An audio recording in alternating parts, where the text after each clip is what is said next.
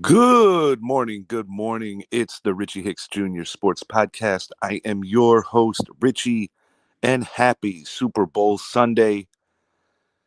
On today's show, I'm going to give my final thoughts on the big game. We did a more detailed preview earlier in the week, so if you haven't already, definitely give that show a look. I had Idris, Brett, and Zappy with me speaking on it all. Big focus on today's show. I want to hit on the controversial decision to snub my quarterback, Eli Manning, on his first ballot attempt.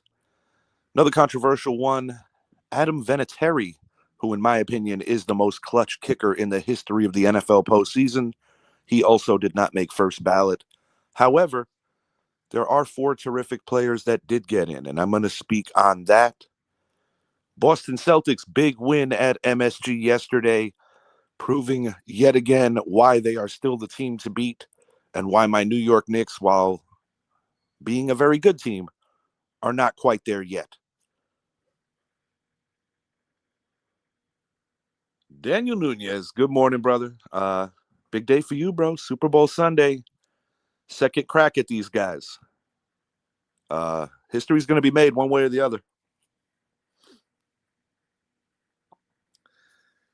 Yeah, I think my friend Nunez is a little fired up.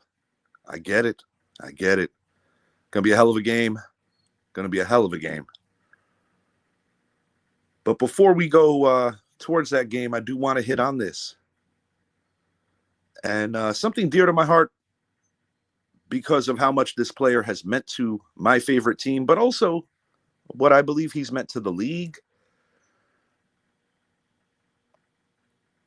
Mr. Eli Manning, one of six players who has won Super Bowl MVP. And it's appropriate that we would talk about Eli, one of six players who has won Super Bowl MVP multiple times.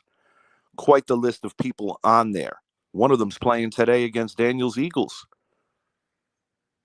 I'm going to hit you guys with reasons why I believe Eli should be in. On the first ballot metric, I'm going to let this cross over my screen because there is a lot of info on here.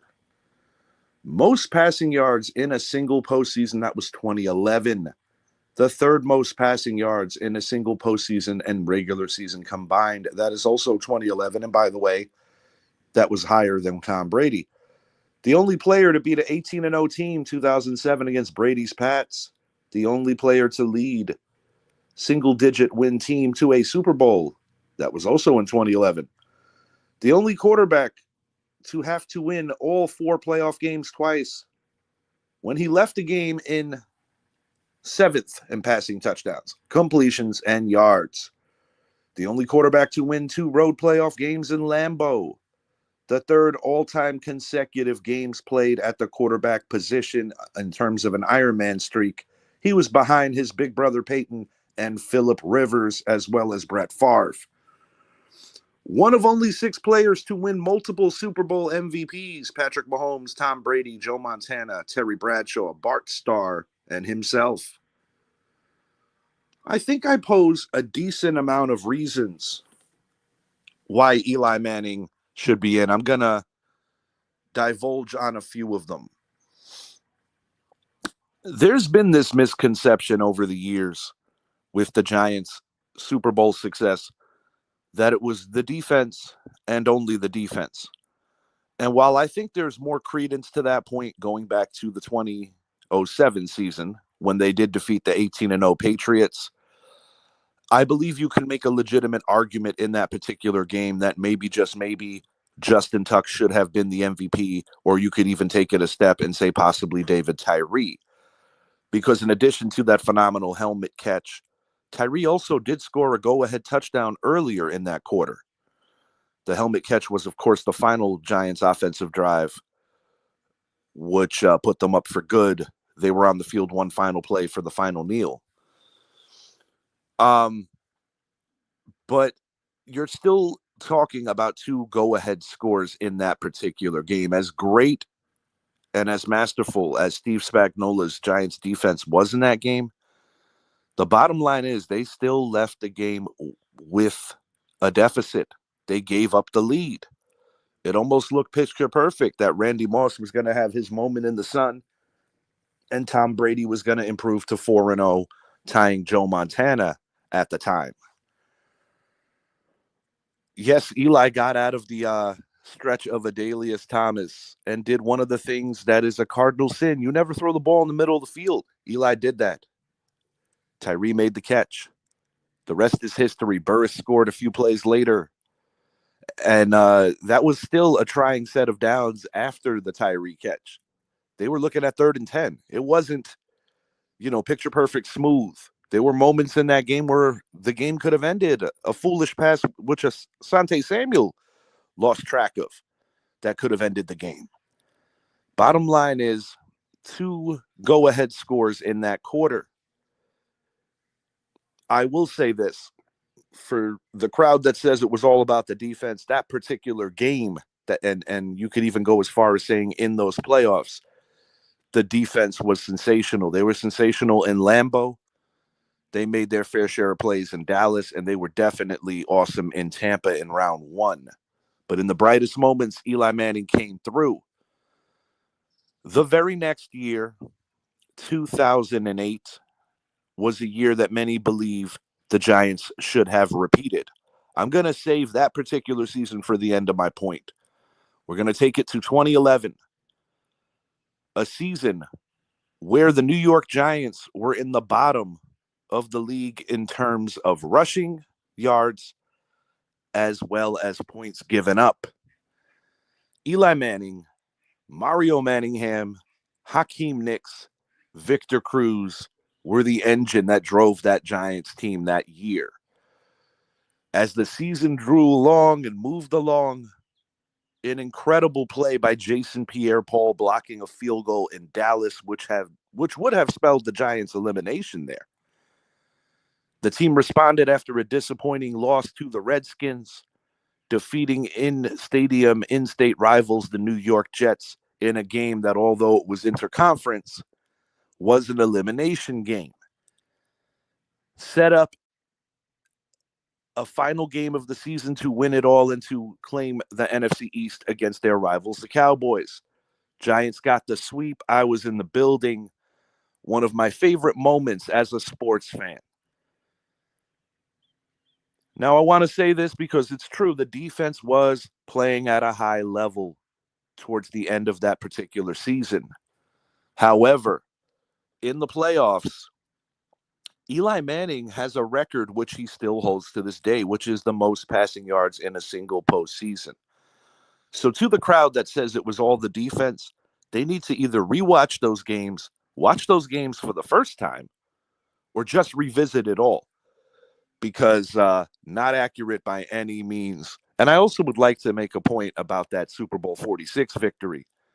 The Giants held the ball for 38 minutes and 22 seconds. New England still was able to move the ball down the field pretty well. So I don't necessarily think that the score is a reflection of how well the Giants defense played on that particular day. I think the Giants did an enormous job of making sure that the Patriots offense was off the field. Of course, the Chase Blackburn play, one of the best clutch plays in Giants history. Rob Gronkowski was playing hurt. He could not elevate. Chase Blackburn got in front of him, made a big play. Giants were also fortunate. A fumble by Ahmad Bradshaw was recovered by the Giants. That could have been disastrous, as could have Ahmad Bradshaw falling into the end zone when all the Giants had to do was take it down to the final play and kick a field goal. They did give Tom Brady one final shot. I do believe that when you think about the history of the Super Bowl and when you think about the most clutch performers, obviously at the top of the list, you're going to have 3 names: Joe Montana, Patrick Mahomes, and Tom Brady. They are the creme de la creme of winning at that position in general. But when you move on past those 3 names, I think you could make a legitimate argument that the next guy up in terms of clutch value is this man right here, Eli Manning. I don't really think there's much to debate on. I do believe That Ben Roethlisberger to Santonio Holmes in Super Bowl 43 ranks up there. That drive, Ben's tenacity in that game, that was the best Super Bowl Ben played. I believe that he should get a mention as well. But it's not Big Brother Peyton. Big Brother Peyton had some Super Bowls that are worth forgetting.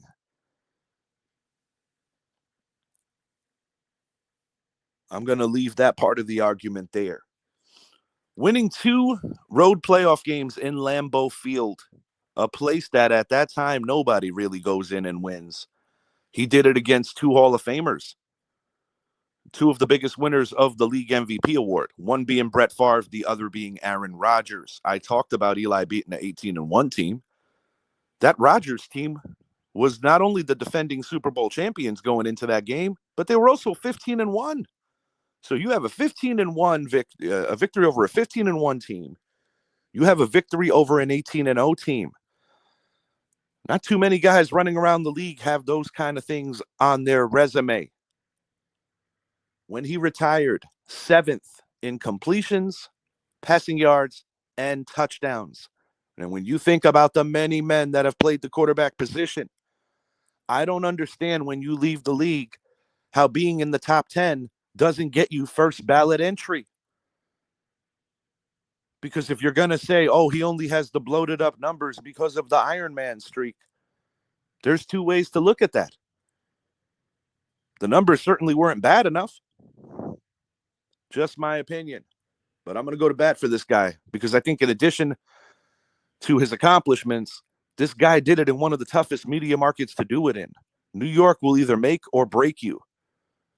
You know, there were many times when people doubted if this guy could have got the job done or if he was just a recipient of something because of who his family was and, of course, their lineage in the great game of football.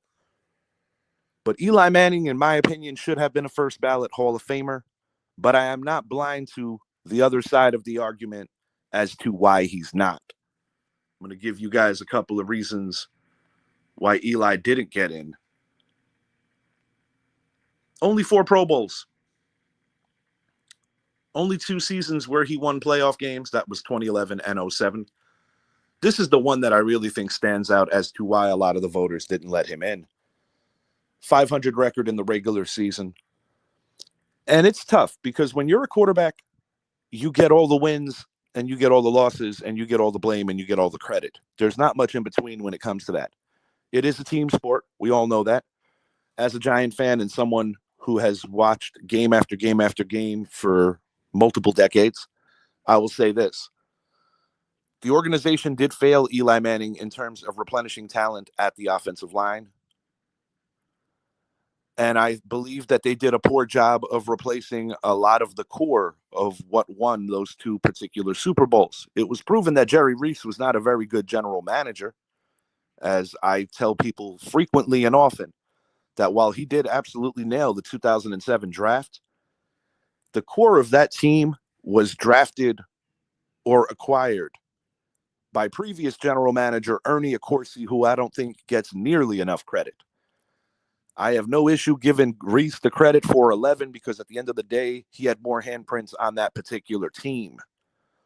Ultimately, Eli Manning's favorite coach, Tom Coughlin, got canned. Ben McAdoo replaced him after 1 successful season, after Jerry Reese paid an enormous amount of money for 5 defensive players because he couldn't draft any. The Giants had a year to forget. And Ben McAdoo was canned before the year was over, as was Reese, something the Giants never really do. Steve Spagnuolo, who is coaching in today's game, was actually the interim head coach. And I do believe the New York Giants made a boo-boo not giving Spagnuolo a second run at head coach. He had a failed first attempt with the Rams, who at the time were playing in St. Louis.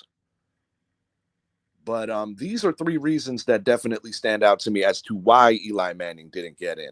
And whether I agree or not, I understand the reasoning. But my God, as you can see up here, that 2011 season was something to remember. This here is my ultimate X factor, and I'm going back to 2008 as I said I would.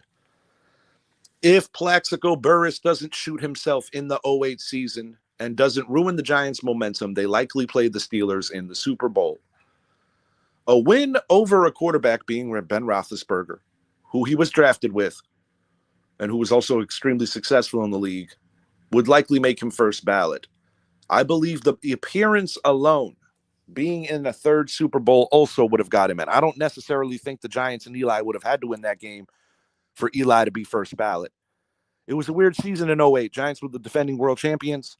They actually defeated every team that played in championship weekend that year. The Cardinals, the Ravens, the Steelers, and the Eagles. But a second round knockout at the hands of Philadelphia without Burris, and a team that had been faltering after having the best record in the NFC. The Burris situation definitely had the Giants trending downward, and it was a rough day in the Meadowlands. I think it was a squandered opportunity for the Giants to go back to back. I think it was a squandered opportunity for the Giants to have something that could be viewed at almost a dynasty. You would have had 07, 08, and 11. That would be 3 over the course of a 6-year span, 5-year span. So that, the Giants would have been looked at a lot differently other than just 2 individual awesome seasons. But I don't believe Eli will be waiting too long. I think worst case scenario, it will take a third attempt. The reason I say the third attempt is because next year, I believe that the field is more loaded than this year. Hall of Fame could be a very weird place from time to time. And I think it's something that people, fans, whether it's baseball, whether it's football, Hall of Fames in general, leave a lot to be desired in terms of how they go about things. Because in baseball, we talk about it enough here on the show, and it's something that we all want to see improved because we just want things to be the right way. Eli Manning not getting in, I don't necessarily think he was robbed. I'm just trying to give the reasons why I think there's more upside to putting him in on a first ballot than the downside. But Eli, thank you for everything you ever did for our organization. And I don't really think you're going to be waiting all that long. And I would like to take it a step further and say that I think former players and coaches should be on this panel as opposed to sports writers because certain people have certain vendettas, and I don't think that's very fair at all. Got to shout out my man, Steven Ridlon, right here. One of my favorite Boston fans. He's definitely a troller, a guy who is just funny. And anytime something bad happens to a New York team or something that is like stupid obvious, he often messages me just for the sake of the shit talking value. But this is funny. And I got to give Rids props for honoring his bets. Look at this. Eli is my daddy. I'm assuming this was 2007. I don't know the backstory on this, Rids, but you're a real one. You are definitely a real one for following through with your bets. And this, ladies and gentlemen, is one of the reasons why I never bet to wear team gear. I did that once against my late friend, Maddie. It was in a Madden tournament that we played against each other. And if I lost, I had to wear New England gear to Miami. But I'm a man of my word. We lost, and I had to wear those threads once, Ritz, in public. But you're awesome for this, and you're a funny dude. Little meme that I enjoy here. What do you think? Patty and the ref. Patty and the ref. There's some more vulgar ones that I don't want to share, but we're just going to leave that here. The referees have been a topic of discussion quite a bit on my show. My good friend Mike Zappi and I got in a heated debate about it. Brett and Idris also shared their 2 cents, so definitely check out the show in the near future that we did on the Super Bowl. It was a more detailed, rundown of what we thought was going to happen today on Super Sunday. But yeah, these Christmas sweaters are hilarious. There was a run of them that I found. Just a ton. And, not all of them are going to be funny if you're not a football fan, because some of them just flat out wouldn't make sense if you don't follow the game. But really a lot of fun. This dude right here, Eric Allen, congrats to you, sir. I think you waited far, far too long to get inducted into the Pro Football Hall of Fame. And this is one of those examples yet again of guys waiting too long. Right now we have 2 Cowboys that should be in, Everson Walls as well as Darren Woodson. But Eric Allen, terrific cover corner, a guy that can put the wood on somebody, and just a guy who was truly deserving of getting in. And I think it just took far too long, and that's unfortunate. But I am happy that they finally did do it right and get this man into the Hall. You know, Steve Atwater was another guy that took far too long to get in, and he finally got in. There are other names, other guys that have been huge contributors as players in this game that are not in, and people are going to, continue to question, why are these guys waiting so long to get in? And this is why I keep alluding to the fact that I think we need more sports writers and guys that have been in between the lines, because it's the only way that I think they get this a little more accurate and a little more right. Another guy that got in, super deserving in my estimation, is Jared Allen. This was a guy that didn't have the longest career, but his sack numbers for the amount of games played, very high metric. He and John Randall wreaked havoc on offensive lines for years. Ultimately fell short of the grand prize, which is winning a Super Bowl. The 1998 Minnesota Viking team, I would say with the exception of probably the 07 Patriots and maybe the 1990 Bills, might be the greatest team in league history to not win a Super Bowl. Those guys were a special, special team. Gary Anderson, who was literally the perfect kicker all year, missed the biggest kick, and ultimately it led to a Super Bowl that was very disappointing, where Dan Reeves won against his former team, the Denver Broncos, and they got smoked out. The Falcons got smoked out. Rest in peace, Dan Reeves. He was a hell of a coach who unfortunately never was able to win a Super Bowl, not in Denver nor in Atlanta, but one of the great coaches in NFL history to not win one. Marv Levy also would be a guy on that list that you think of as well as great coaches who sadly were not able to win the big one. But Jared Allen, well deserving. But I do want to say this. Eli didn't get in having 4 Pro Bowls. This guy only had 5. But then again, this guy played a little shorter of a career. There's a lot of ways to look at this stuff. A lot of ways to look at it. But when you look at his production the last 3 or so years of his career, it was floundering. So it makes you wonder, what do they forgive when guys start to have eroding skills? Apparently, they're harder on the quarterbacks. But this here is my favorite part of the induction thing. Sterling Sharp, this was a player who, in my opinion, at the height of his prime, was neck and neck with the incomparable Jerry Rice. This here is a picture with he and his brother Shannon pregame. As you know, Shannon, in addition to having that boss-ass show, Club Shay Shay, is one of the greatest tight ends in NFL history, and he has won multiple Super Bowls. His first Super Bowl victory was against Sterling's team, the Green Bay Packers. Sterling had to retire unceremoniously because of a neck injury a couple of years earlier. Shannon gave Sterling the ring, which I think is really awesome. Sterling was, in a lot of metrics, not just a big brother to Shannon, but also a father on many metrics. Shannon has one of the more emotional Hall of Fame speeches where he honored his brother. I have no clue as to why Sterling waited this long. I consider Sterling Sharp a top 10 wide receiver of all time. And this is something to think about. Shannon's teammate, Terrell Davis, was inducted playing the same amount of years as Sterling. And on certain metrics, they lead you to believe that they don't count the postseason stuff.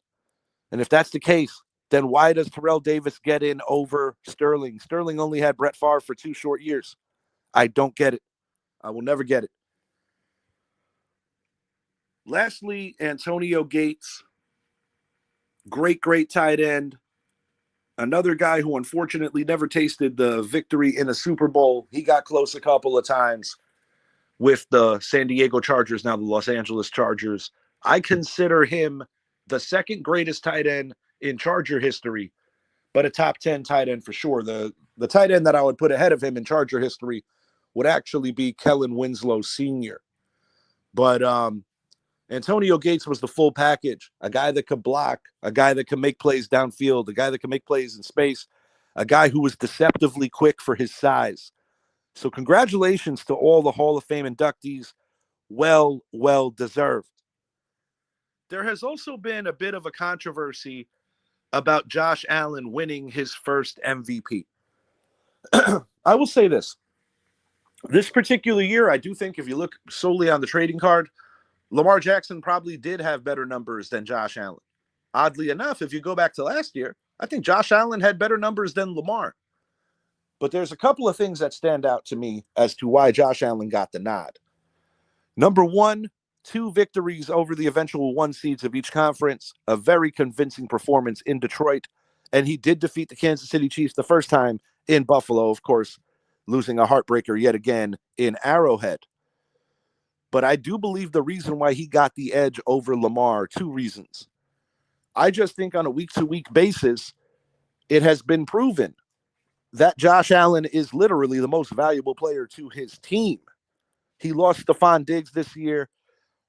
And I think if you extract Josh Allen from the Buffalo Bills, they are rather mediocre. Just my opinion. I have a world of respect for both men. Now, as Lamar goes, one other thing why I think Josh edged him out. 2 really bad losses during the course of the regular season to the Cleveland Browns and the Las Vegas Raiders. Shout out Marcus Stockton for bringing that to my attention, a fellow Giant fan who is on many pages with me, mainly Beast of the East. Shout out to those guys. But yeah, Marcus brought this to my attention. I knew that he had a loss to the Browns. It slipped my mind that he also lost to the Raiders this year. So I do believe that Marcus makes a good point, and that's more than likely the reason why he did get edged out. Oddly enough, Josh Allen's worst game of the year against Lamar's Ravens. I would say Lamar's worst game was against the rival Pittsburgh Steelers the first time around. He did ultimately beat them 2 out of 3 this year, and the most importantly, the playoff win. But Josh Allen, very deserving of the award. I'm not saying Lamar wasn't. But if I want to take it a step further, Saquon Barkley might be more deserving than both of them. He did win Offensive Player of the Year. But who can convince me that Saquon Barkley is not the most important player for his team, given that the Philadelphia Eagles finished last season looking a little lost, looking kind of dead.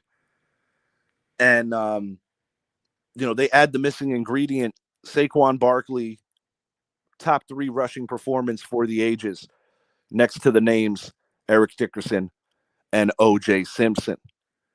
My final thought on today's football game, I did get into the deets on my last show. I believe the Philadelphia Eagles will win their second Super Bowl, 29-23 victory over the Kansas City Chiefs, preventing the three-peat. I believe this man right here, Saquon Barkley, will be the MVP. I'm going 129 rushing yards, and I have him nearing 175 all-purpose, so the rest will be done in the passing game. I think he's going to have 1 big bust out on a reception that's going to equal or be close to that value. Saquon Barkley's going to have a big day. I got this going to OT. 29-23 Eagles. And I'm a devout Giants fan. And I am far from pleased that my favorite Giant at the time, my favorite of all time, of course, is Lawrence Taylor, but my favorite at the time went to the division rival. There's a series of events of how he got there, and we could debate that all day long. Not in the mood to do that today. But above all else, I want to see a fair game. Regardless of what I think about the Philadelphia Eagles organization and the history of hating each other being the Turnpike rivalry, I just want a fair game. If I could walk away from this feeling like we got a fair game, I will be happy. Before I get out of here, Boston Celtics yesterday, putting it on my beloved New York Knicks. And I must admit, I'm not mad about it. It's just a reminder of how hard it is to be the best. And right now, even though not in the standings, but more so in the reputation department, I have every reason to believe that the Boston Celtics are still that team. The Knicks had it down to 10. I was kind of leaving work, and that's where the Celtics just went on this dominant run. Jason Tatum from beyond the arc just made a really, really difficult shot with defenders draped on him. And the Knicks lost their composure. I don't think the Celtics are afraid to go in MSG and, win. They have a little bit of a streak going right now with success at MSG. On the contrast, the Knicks are a pretty good road team. I would like to see the Knicks get better at home. I do believe the Knicks missed a potential opportunity to add talent to this team. I hope it doesn't bite them in the playoffs. There's a lot of season left, but I've been crying for this for the longest. I want Tom Thibodeau to do better with diversifying the minutes on this roster. They did make a small move, sending over Jericho Sims, getting rid of him, but it's not the splash that I was hoping for. We'll see what the Knicks do. You know, we're just going to have to see how that plays out. And my final thought, Pete Alonso, New York Mets. It was a very tiring process, and I do think that Pete Alonso's camp failed him in terms of the financials. I think he should have probably took the first deal with the Mets, and he would have been better for it. I talked to my good friend Richie Dorney, who is a diehard Met fan out in Long Island. He believes ultimately Vlad might be the big prize for the Mets, and that's part of the reason why they didn't overcommit to Pete Alonso. But as the immediate future goes for the Mets this year, I think Francisco Lindor, Mark Vientos, and Pete Alonso benefit big time by having the great Juan Soto in that lineup. I'm still not convinced the Mets have enough pitching, and that will be revealed. Baseball is around the corner. Pitchers and catchers are reporting in about a week and a half. Very exciting stuff. Enjoy the Super Bowl. I don't care who wins because I'm an old school fan. I don't think the Kansas City Chiefs, if they win 3 in a row, are better than some of the previous dynasties. On the flip side, the team that I dislike more than anyone would win their second Lombardi. And the only time I can honestly say that I have ever rooted for the Philadelphia Eagles was back in 2020 when we absolutely needed them to win. And they chose to not win the game and deal with draft position. So there's that. Not that winning the East with a 6-10 record would be something to really be proud of. It was a year to forget for the NFC East. NFC East has come a long way as the Commanders and Eagles both played in the title game this year. I am hoping that the Giants get their quarterback of the future in the draft and, start upholding a better standard because the Philadelphia Eagles are run really well, guys. And that's something that I will not deny on my show. They are a hell of an organization right now. Good luck to friend of the show, Aaron Moorhead. Although you do coach for a team that I loathe, I have a world of respect for you, sir. You're a great guy. Until next time, I am Richie. Enjoy today's game. Enjoy today's food. And no drinking and driving, people. We got Ubers and Lyfts. I want everybody to be safe on Monday. Have a great day, everyone.